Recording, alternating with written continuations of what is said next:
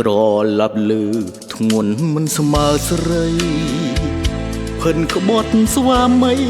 នៃអបប្រថ្មីពេលប្តីចេញផុតមកមិននឹងក្លូថាត្រូវអូនដុតគឺមានស្នេហ៍កំសត់20ឆ្នាំគុណមិនរលត់សោះមីក្រឡាប់លឺធ្ងន់មិនស្មើស្រីផិនក្បត់ស្វាមីនៃអបប្រថ្មីពេលប្តីចេញផុត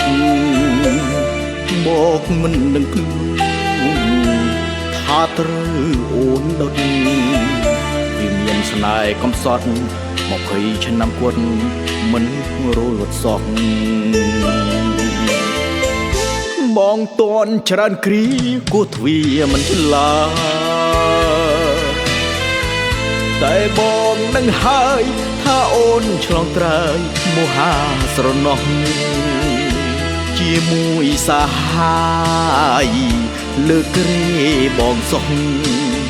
អោលោកប្រយកប្រពន្ធខគឺខ្ញុំតែម្នាក់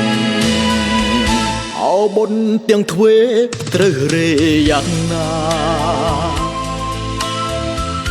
នៅជាមួយប៉ាឬជាមួយម៉ាក់ប៉ាទ្រាំលេងបាន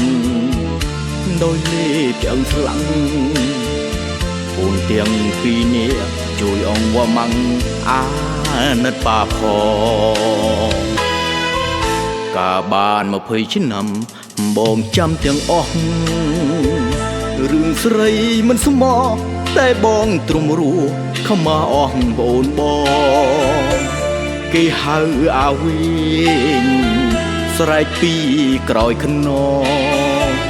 អោកូនទាំងសងអង្វរមកផងឈុំផិនប៉ាទៅ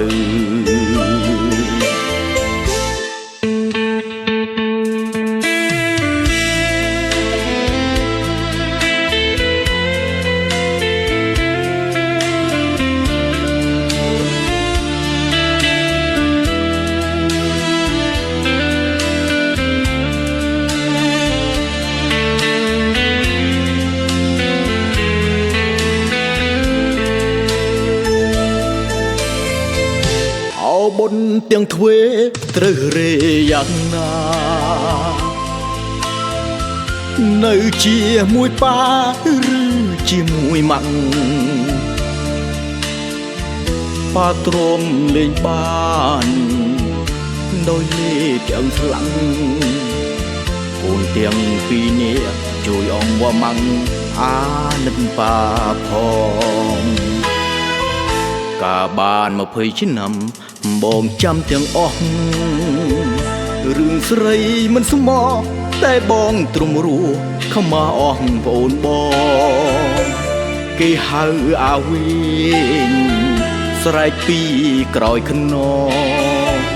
អោកូនទាំងសងអង្វរមកផងឈុំផិនប៉ាទៅ